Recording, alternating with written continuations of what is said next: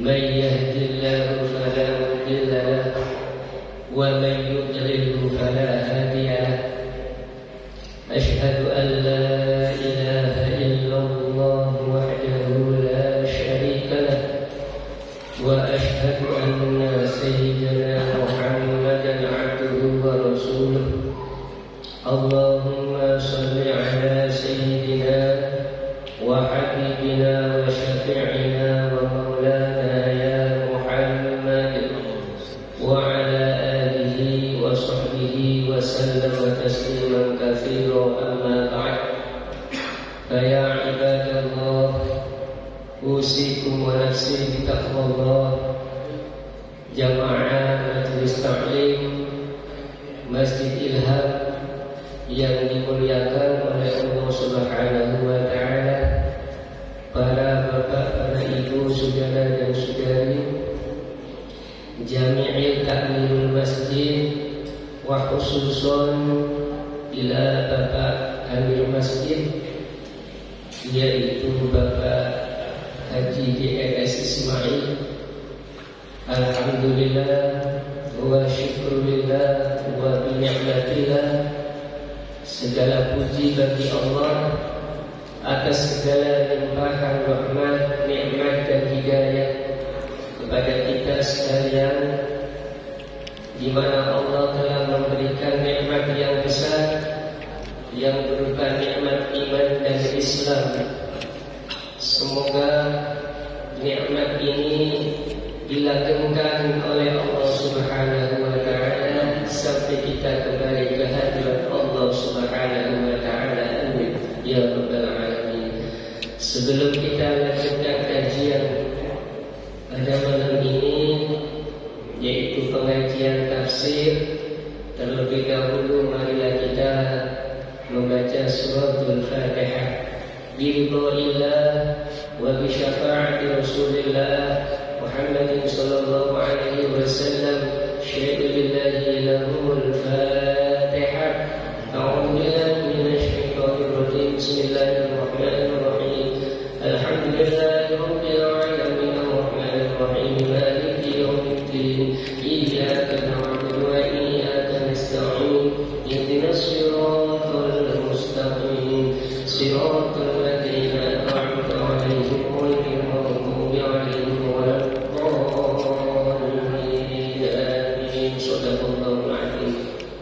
Jamaah yang dimuliakan oleh Allah Subhanahu wa Ta'ala, para bapak, para ibu, yang saudara-saudara sekalian,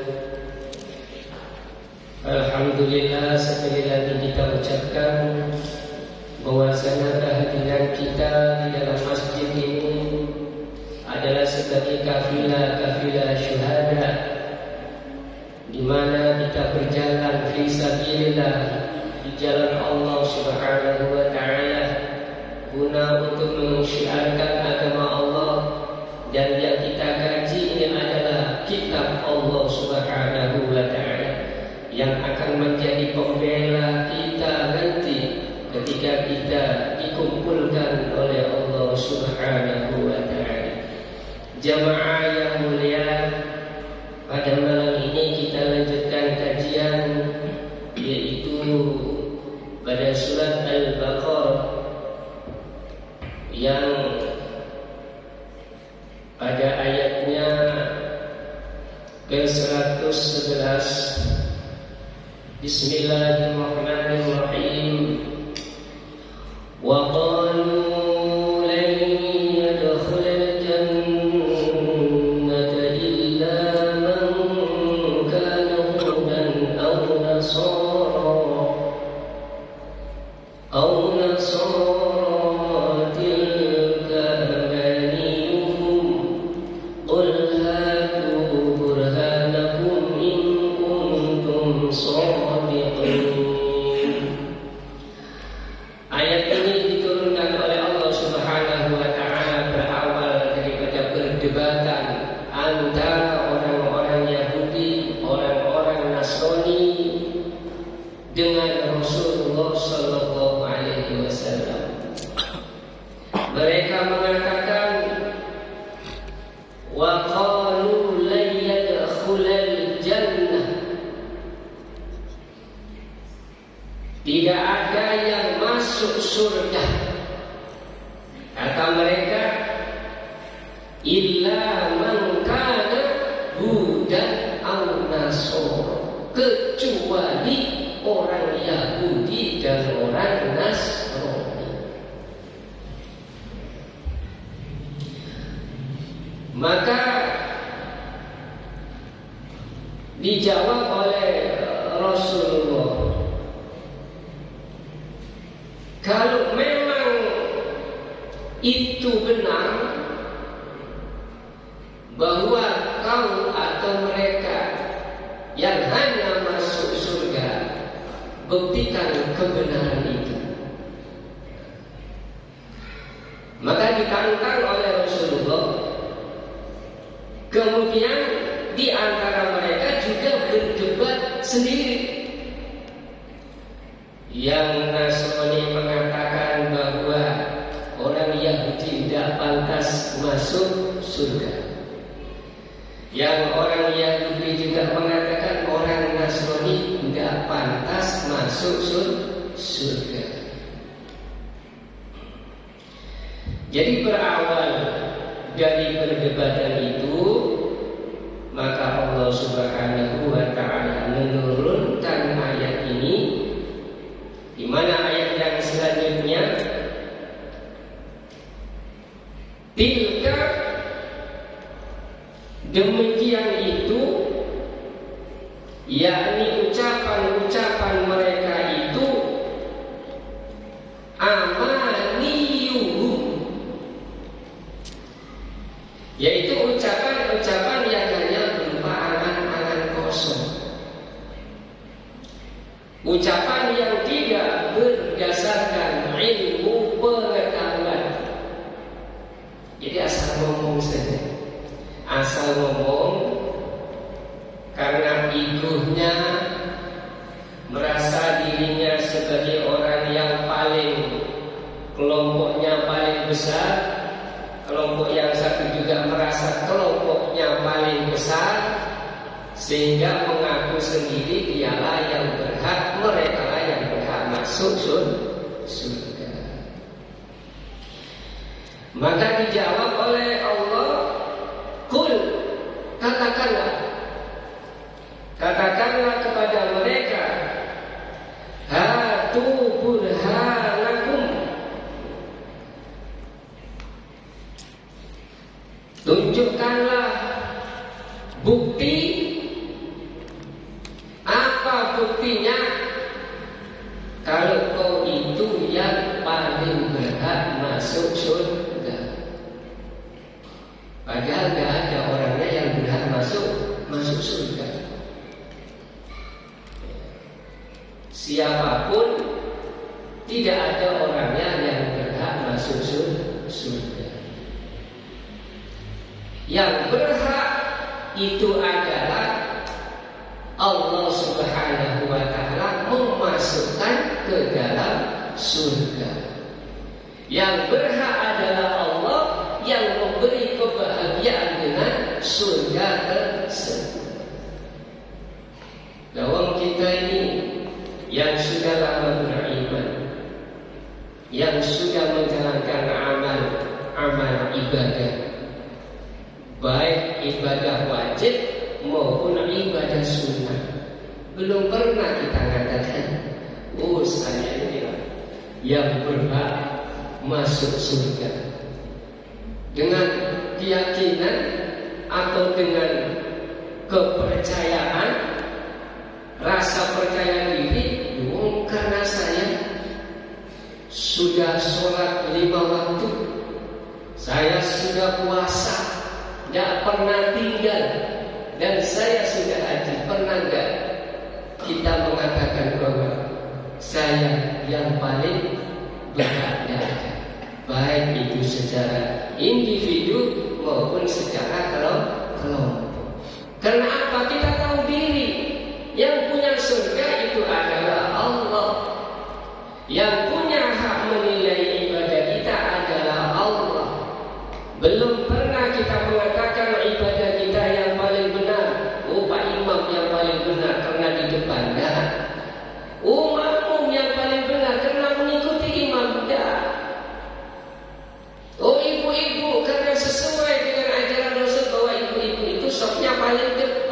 belakang. Nah, yang paling baik ibu-ibu itu sofnya itu jauh dari imam. Itu sudah baik, sudah bagus. Tidak pernah mengatakan berhak masuk surga.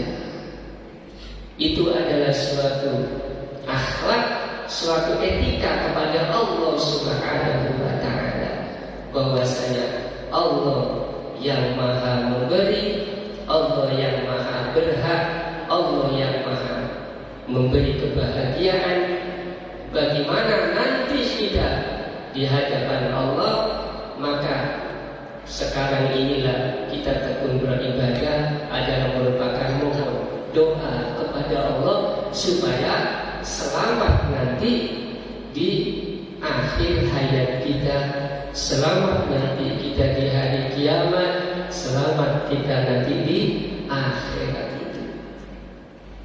Lah kalau doa itu dikabulkan oleh Allah, lalu diberi label selamat, ya selamat itu sudah segala-galanya. Selamat tidak ditanya, bisa juga. Selamat tidak lewat sirat, bisa juga. Selamat semua kekurangan-kekurangannya diampuni oleh Allah, itu selamat. Selamat juga pahalanya itu diterima oleh Allah, itu adalah selamat. Selamat juga ketika kembali kepada Allah, kita diwafatkan oleh Allah, keluarganya dijaga oleh Allah, itu adalah selamat. Nah, dari mana kita dapat selamat? Ya dari doa. Makanya sholat itu artinya adalah doa. Doa yang menggunakan tata aturan dari Allah yang tidak bisa dirubah. Jadi ada doa yang sudah diatur oleh Allah dan kita tidak bisa merubah. Ada doa yang aturannya menurut kita sendiri. Sholat itu doa, maka aturannya mengikuti daripada aturan Allah. Harus suci dulu dari hadas besar dan hadas kecil, tidak boleh dirubah. Sholat maghrib harus 3 rakaat. Niatnya fardu, wajib menghadap kiblat karena Allah, tidak boleh dirubah. Tidak boleh karena selain Allah, tidak boleh. 3 rakaat, rukunnya mengikuti baginda Rasulullah, tidak bisa dirubah. Sampai diawali dengan takbir, diakhiri dengan salam. Sudah, itu menggunakan aturan Allah. Dan doa yang tidak diatur oleh Allah, hanya diperintah dan dianjurkan, ya, aturannya sesuai dengan kita, yaitu doa di luar sholat. Mau apa kita? Mau mengangkat tangan setinggi-tingginya, atau mau hanya begini saja, atau tidak pakai mengangkat tangan, itu hak kita. Dengan suara keras kita berdoa, dengan suara sirih, dengan suara pelan, itu hak kita. Kapan kita berdoa? Malam, siang, subuh, itu adalah aturan kita. Jadi jamaah yang dimuliakan oleh Allah Subhanahu wa Ta'ala, jadi ayat ini menantang kepada mereka, tunjukkan kalau kau itu benar, in kuntum shodiqin. Kalau pernyataanmu benar, kalau perkataanmu itu benar, maka tunjukkan hal-hal yang bisa menyebabkan kamu sebagai penghuni surga, termasuk satu-satunya kelompokmu adalah yang masuk ke dalam surga. Tetapi tidak bisa membuktikan. Berdebatan dengan Rasulullah SAW, maka Dijawab oleh Rasulullah, bala, tidak demikian. Bahwa yang masuk surga itu tidak demikian, tidak berdasarkan mengaku-ngaku. Apa dasarnya? Man aslama wajhahu lillah. Barang siapa aslama menyerahkan dirinya, wajhahu dan menghadapkan wajahnya, lillah kepada Allah Subhanahu wa ta'ala. Jadi sinyalnya itu orang yang masuk surga adalah orang yang menyerahkan diri. Segala kehidupannya dikembalikan kepada Allah. Sholat karena Allah, memberi nafkah karena Allah, sedekah karena Allah. Ketika sholat menghadap betul, wajahnya dihadapkan kepada Allah. Inni wajjahtu wajhiya lilladzi fatarus samawati wal arda hanifan muslimah. Jadi memberikan pernyataan, ini sesungguhnya aku ya Allah, wajjahtu wajhiya, menghadapkan wajahku kepada Engkau.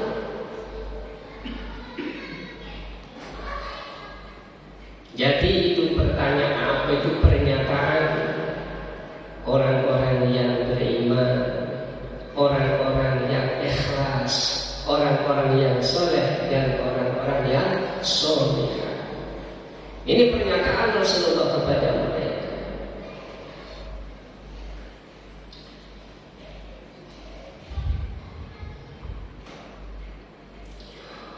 Wa huwa muhsinun,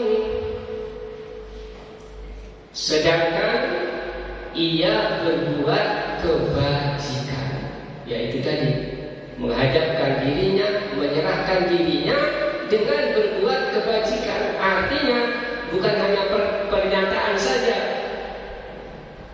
saya sudah kok menghadap diri saya kepada Allah, tiap hari duduk, berjalan, saya membaca ini wajah wajhiya lilladzi, bukan itu.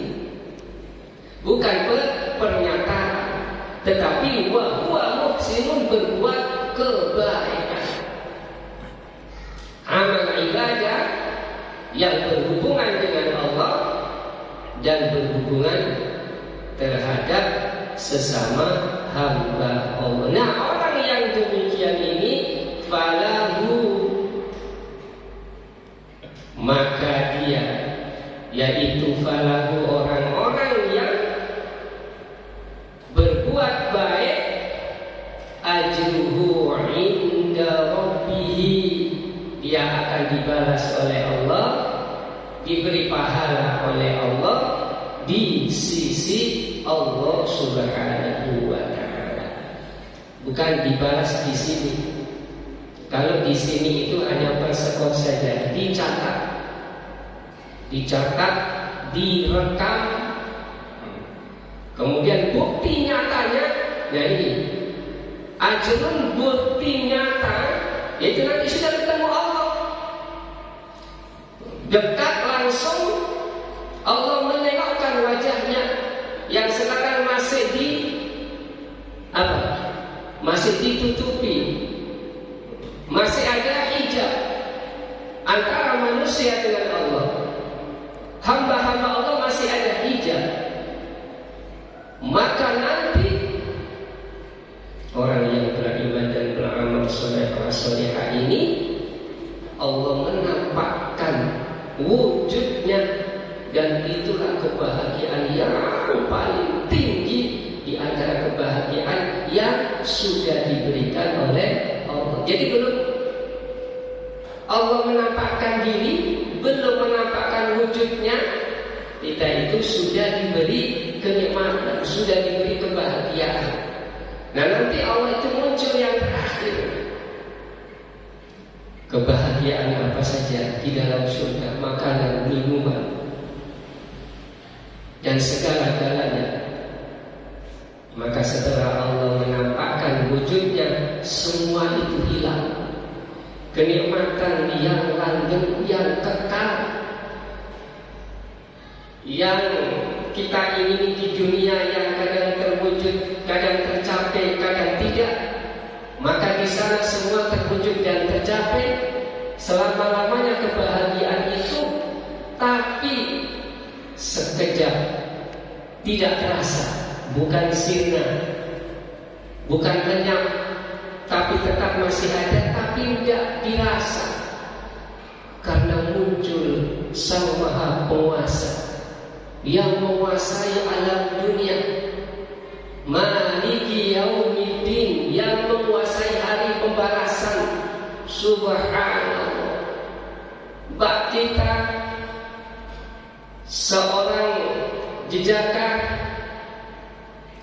ketemu idamannya yang lama tidak ketemu. Sebelum ketemu dia ada mobil, ada motor, makan enak, sate mungkin, kemudian ayam geprek mungkin, gulai, rendang. Muncul idamannya di ujung sana, hilang semua. Ini sama-sama mungkin pernah merasakan. Lagi kita, ya, yang cowoknya mencintai itu gadis idaman yang mungkin menjadi paling cantik di desa sini atau di jalan Lembah Murai ini. Cantik, putih, mancung hidungnya, ya, molek tubuhnya. Nah, laki-laki yang menginginkan juga gagah perkasa, ganteng. Sudah yang namanya anak zaman sekarang, ya, atau remaja zaman sekarang, ada istilah nembak. Ketika ditembak, tembakannya diterima. Habis diterima, oleh bapaknya yang cewek itu disekolahkan ke Amerika. Apa kata si cowok? Aduh, nggak nengok lagi hidung mancungnya, nggak lihat lagi mata sipitnya. Apa? Di sana dikirimkan oleh orang tuanya untuk menempuh S3, titel doktor.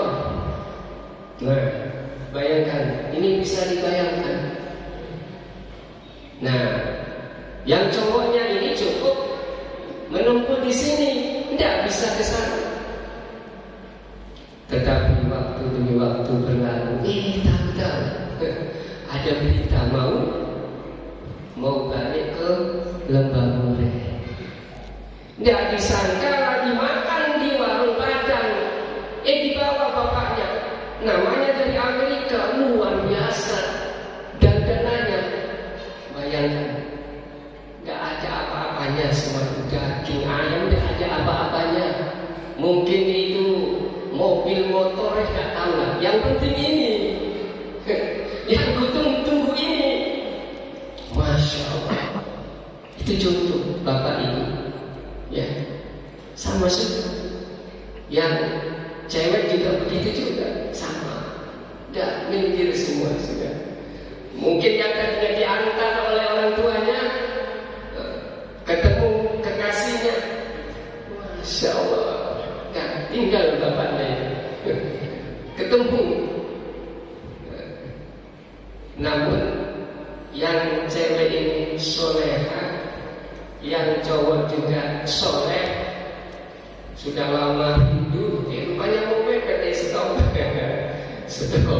Kita belum. Nah, nanti baru, Masya Allah. Karena cowoknya dan ceweknya dulu adalah jamaah masjid Ilham yang rajin mengikuti pengajian itu. Begitu juga nanti kita Mungkin sebelumnya sudah diberitakan oleh malaikat, sebentar lagi yang maha perkasa, yang maha aziz, yang maha hakim, yang maha rahman, yang maha rahim akan muncul di hadapan kita. Gimana rasanya? Debar bergetar dan lain sebagainya. Malaikat memberitakan lebih dulu, nunggu kita. Ini yang betul-betul. Setelah itu muncul dengan wujudnya yang luar biasa. Yang jelas Allah itu punya sifat mukhalafatu lil hawadisi. Wujudnya tidak sama dengan yang dibikin. Sedangkan apapun, secantik apapun, tidak sama dengan yang dibikin. Kita ketemu yang berbeda. Masya Allah, luar biasa. Ini kalau jamaah para bapak, para ibu, saudara dan saudari sekalian, kok hati ini terenyuh dengan kebahagiaan surga itu tandanya orang yang sudah mencium bau surga. Tandanya bahwa dia insya Allah ditetapkan oleh Allah sebagai ahli surga. Amin Allahumma amin. Sebab ahli surga itu ada tanda-tandanya.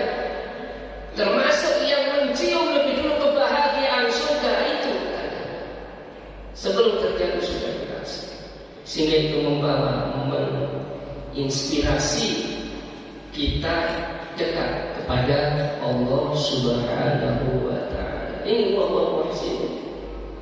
Falahu ajruhu 'inda rabbih fala khaufun 'alaihim wala hum yahzanun. Maka orang-orang yang beriman, mereka yang berbuat muhsin itu, fala maka tidak apa khaufun, tidak dikecewakan oleh Allah alaihim kepada mereka, walahum dan juga tidak mereka yahzanun bersedih hati atau berduka. Yang maksudnya maknanya tersirat daripada ayat ini, ya bagaimana duka, bagaimana apa itu sanksi dan ragu-ragu, lalu jaminan Allah, kenikmatan, kebahagiaan yang sungguh luar biasa. Jadi maksud ayat ini adalah memberikan penegasan bahwa kenikmatan dan kebahagiaan itu pasti akan diwujudkan oleh Allah Subhanahu wa ta'ala. Allah tidak mewujudkan di dunia alang-alang. Mewujudkan di dunia itu alang-alang, nanggung bagi Allah. Kenapa nanggung? Karena umurnya terbatas. Kita dikasih satu pahalanya ngaji, pahalanya puasa, pahalanya sholat, dikirim oleh Allah dari langit sebanyak emas serumah misalnya. Gak habis, jangankan emas serumah, emas 3 lempeng jaga habis. Emasnya masih ada, kita sudah kembali kepada Allah. Untuk apa? Nah, yang paling celaka nanti emas ini mengakibatkan dia melenceng daripada ajaran Allah, melenceng daripada jalan Allah, sehingga anak induk didapat, tapi induknya hilang. Induknya di sana, induknya disimpan oleh Allah. Masya Allah, diceritakan pahalanya orang puasa, puasanya sudah ditutup dengan membayar zakat. Itu Allah memerintahkan, ini pahalanya jamaah Masjid Ilham, suruh meletakkan, menggantung di arasy, diberi nama masing-masing. Jadi nanti diambil itu yang sudah disiapkan oleh Allah. Ini namanya Nabi, ini namanya ini namanya itu, sesuai dengan namanya masing-masing. Itu baru, belum yang lain. Masya Allah. Jadi jamaah yang dimuliakan oleh Allah Subhanahu wa taala, ayat ini disampaikan oleh Rasulullah dengan kata-kata bala, tidak demikian, tidak begitu, tidak menurut persangkaan. Ingin saya tambahkan sedikit. Jadi kalau ada ayat yang di situ ada kata-kata bala, maka sebenarnya berhentinya itu di situ. Qalu bala itu sebenarnya berhentinya di situ. Walaupun di situ tidak ada tanda waqaf, namun dianjurkan untuk berhenti di situ. Karena apa? Karena ini adalah sangkalan langsung. Jadi karena mereka menyatakan bahwa saya yang berhak paling masuk surga, maka langsung dia bala, tidak. Jadi bala ini adalah satu rangkaian daripada ayat yang sebelumnya, menyangkal dari pernyataan orang Yahudi dan orang Nasrani. Jadi nggak nunggu lagi sangkalannya, langsung disangkal oleh Al-Quran. Maka berhentinya adalah di bala. Jemaah yang dimuliakan oleh Allah Subhanahu wa taala. Ayat yang selanjutnya, wa qalatil yahudu laysatin nasara ala syai'in wa qalatil nasara laysatil yahudu ala syai'in wa hum yatluna al-kitab kadzalika qala alladhina la ya'lamuna mithla qawlihim fallahu yahkumu bainahum yawmal qiyamati fima kanu fihi yakhtalifun. Perdebatan dari ayat tadi itu rupanya dilanjutkan di ayat ini. Perdebatan orang Yahudi dan orang Nasrani dilanjutkan di ayat ini. Wa qalatil yahudu laysatin nasara ala syai'. Dia berkata bahwasanya orang Yahudi itu, maksudnya orang Yahudi yang berkata bahwasanya tidak ada bukti bagi orang Nasoro sedikit pun untuk dia itu sebagai penduduk surga. Tidak ada bukti, tidak ada yang menjadikan dasar bahwa dia itu menjadi penduduk surga. Wa qalatin nasara laysatil yahudu ala syai'. Begitu juga dibalas oleh orang Nasara. Dia mengatakan laysatil yahudu ala syai'. Tidak ada dasar bahwasanya, kata orang Nasrani itu, orang Yahudi itu berhak masuk ke dalam surga. Sedangkan dia sendiri bahwasanya orang Yahudi itu Rasulnya adalah Nabi Musa, tapi dia tidak percaya kepada Nabi Musa. Jadi apa dasarnya? Lalu nggak iman kepada Nabi Musa, dia menjustis dirinya menjadi penghuni surga. Begitu juga orang Nasrani. Kata orang Yahudi, orang Nasrani itu tidak percaya kepada Nabi Isa. Jadi apa dasarnya? Dia itu menjadi penduduk surga.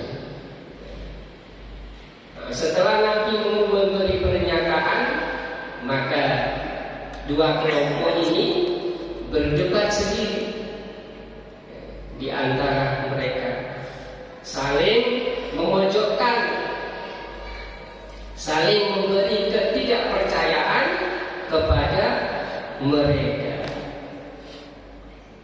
Wahum, padahal mereka itu yatluna kitab, sama-sama membaca Alkitab. Jadi masing-masing punya kitab yang dia itu adalah umatnya Nabi Musa, yang memegang kitabnya Nabi Musa. Yang mereka itu umatnya Nabi Isa, yang memegang kitabnya Nabi Isa. Lah, sudah membaca itu tidak iman kepada Nabi Musa. Sudah membaca kitabnya juga tidak iman kepada Nabi Isa. Maka apa yang bisa menjadi bukti? Maka tidak ada yang bisa menjadi bukti bahwa dia itu sebagai penduduk surga. Kadzalika, demikian pula, qala alladziina laa ya'lamuun, mereka berkata orang-orang yang tidak mengetahui.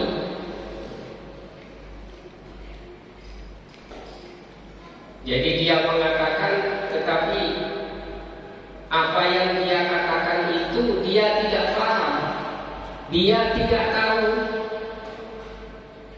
Padahal dia pegang kitab, padahal dia membaca kitab, tapi karena dia tidak meyakini kepada Rasulnya, maka kitab yang dipegang, kitab yang dibaca itu diabaikan atau diselewengkan. Bahkan ada yang dirubah menurut tangannya sendiri, menurut tulisan-tulisan dia sendiri.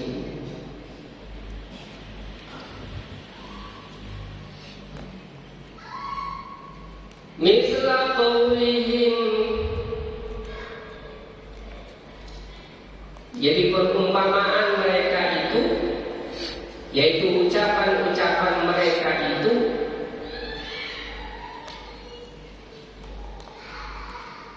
fallahu yahkumu bainahum yaumal qiyamati fima kanu fihi yakhtalifun. Maka Allah Subhanahu wa ta'ala mengadili daripada ucapan-ucapan mereka, mengadili daripada pernyataan-pernyataan bainahum di antara mereka yaumul qiyamah, nanti di hari kiamat. Perkataan bohong, perkataan yang tidak punya dasar, bahkan mencela Rasulullah, tidak percaya dengan Rasulullah. Fiha, maka mereka itu fima kanu fihi yakhtalifun.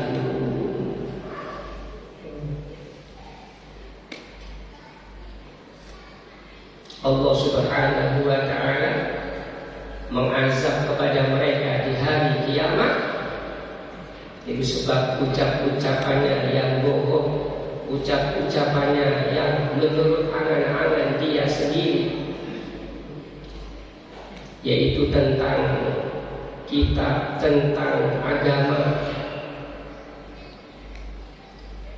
Sehingga pihak-pihak yang membenarkannya daripada perdebatan-perdebatan tersebut itu akan dibalas oleh Allah, akan diganjar oleh Allah.